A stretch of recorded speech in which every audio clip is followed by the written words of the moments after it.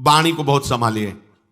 नाम जप के लिए मौन बहुत आवश्यक है। अगर बार बार थोड़ी थोड़ी देर में बोलते रहेंगे तो एकाग्रता भंग होती रहेगी, नाम में मिठास नहीं अनुभव कर पाएंगे।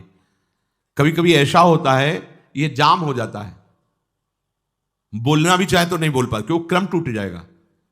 शाम के समय जैसे किसी से मिलना जुलना नहीं, तो तभी लोग पूछते मौन हो क्या, तो फिर नहीं मौन नहीं, क्या बात, इशारे समझ लो जो काम, चलो। क्योंकि अगर निरंतर मंत्राकार वृत्ति तो बोलने की भी हिम्मत नहीं रह जाती, पर वहां तक पहुंचने के लिए वाणी का मौन आवश्यक है। मौन का मतलब ऊं करना नहीं है, आवश्यक हो तो शब्द बोल दो, नहीं अधिकतर मौन रहने की चेष्टा करो। जो आपको मार्ग मिला है, कई बार वर्णन किया है कि सत्संग में जो शब्द आपको लगते हैं तो डायरी में लिखना चाहिए, या याद कर लो बाद में लिख लेना जाके, और अपने लिखे हुए सत्संग के वचनों को रोज स्वाध्याय करना चाहिए।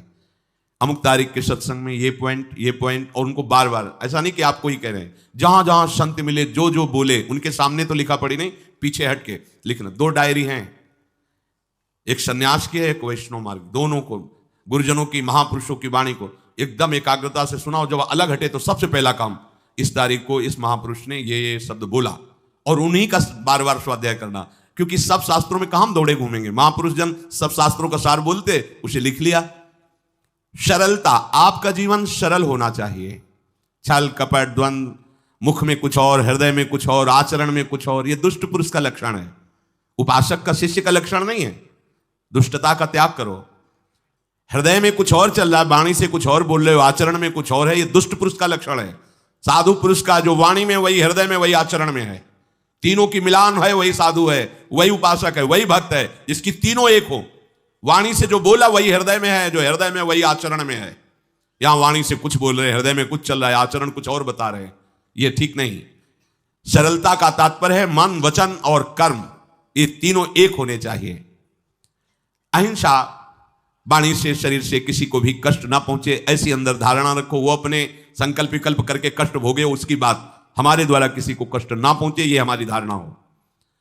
सर्दी गर्मी सुख दुख आदि द्वंद्व हर्ष विषाद आदि जो है, इनको सहना सीखो। भगवान भी आदेश करते हैं, मात्रा स्पर्शास्तु कौन्तेय शीतोष्ण सुख दुखदा आगमापायनो अनित्यास्तास्तितिक्षस्व भारत। जो इनको सह जाता है वही परम पदवी को प्राप्त होता है। थोड़ी सी गर्मी आहा, थोड़ी सी सर्दी आहा, पूरे जीवन गर्मी। पैर की त्वचा ऐसी हो गई थी कि बबूल का कांटा टूट जाता था, घुसता नहीं था। जीवन में कभी पादुका ही नहीं, तो चमड़ी इतनी मोटी हो गई थी पैरों की। सर्दी गर्मी जैसा आप इसको, आप देखो यहां आप कौन सा स्वेटर पहनते हैं, जीवन में कभी नहीं। सर्दी में क्या होता है, यहां ये त्वचा नहीं क्या, हमें तो लगता है काफी सुकोमल अन्य अंगों से यहां की त्वचा है, कपोल नासिका नेत्र आदि। यहां क्या पहनते हो सर्दी में, क्या बिगड़ जाता है, क्योंकि अभ्यास है, गर्भ के बाद निकलने के बाद यहां कुछ ढका ही नहीं, यहां कुछ नहीं ढका, तो पूरे जीवन ढकने की जरूरत नहीं।